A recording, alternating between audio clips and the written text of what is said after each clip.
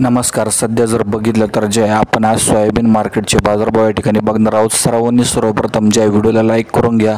सर्वात जर बघितलं तर जे आहे बाजारभाव तेज येणे अत्यंत गरजेचे आहे. बाजारभाव जे आहे कमीत कमी या ठिकाणी आपल्याला एक 5,000 5,500च्या पुढे बाजारभाव गेलेच पाहिजे. तेज येणे गरजेचे आहे. मात्र सध्या जर बघितलं तर जे आहे तेजी सोडा बाजारभावातून उत्पादन खर्च निघणे अशक्य झालेले आहे.